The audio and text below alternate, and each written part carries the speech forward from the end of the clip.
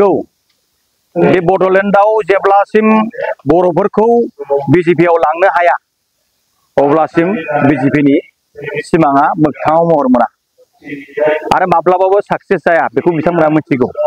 बेनिखायनो बिथांमोना दिनैनि दिनावहाय बर'फोरखौ फकास खालामनो थाखाय बर'फोरखौ बिजेपि मुखि खालामनो थाखाय दिनैहाय बिथांमोना गोबां बर' एरियायाव मावजि बायदि माफा माफा हमनायनि बेबस्था खालामदों। खिन्थु बे माब्लाबाबो जानो हाया। जोंहा आन्दलननि स्पिरिटजोंनो फैनाय आरो दुलाराय बर' फरायसा आफाद आरो जोंनि उपेन्द्रनाथ ब्रह्म बिथांनि जिथु आदर्श बिथांनि जिथु मोन्थोर बै मोन्थोरफोरखौ गोसोखांब्लानो जों बर'फ्रा खौसे जाफिननांगौ खोथाया जोंनाव गोसोआव फैयो।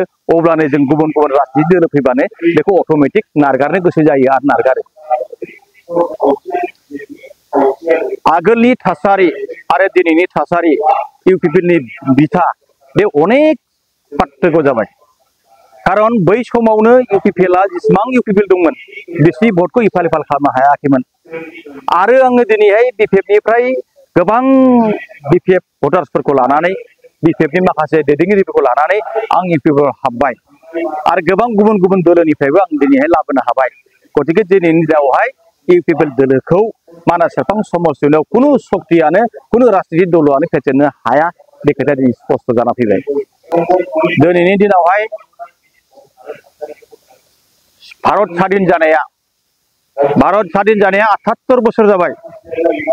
बे 78 बोसोराव गोबां सरकार फैबाय गोबां सरकार थांबाय नाथाय खुनु सरकारा मस्जिदनि नामाव आसनि होफेराखै।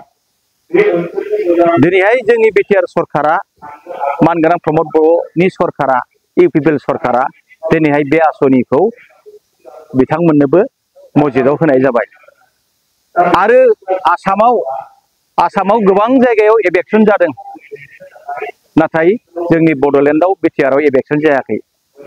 दिनैनि दिनावहाय माइनरिटि आरो मुसलमान बिथांमोनहा एकदमबारे फोथायनानै लाबाय इउपिपिएलआसो जोंनि बानसगिरि इउपिपिएलआसो जोंनि मोजां खामानि मावग्रा होननानै दिनैहाय सारा बड'लेण्डनि सेकेन्ड लार्जेस्ट पपुलेसन मुसलमानफ्रा दिनैहाय इउपिपिएलखौ समर्थन खालामनो होननानै आवगायबोदों।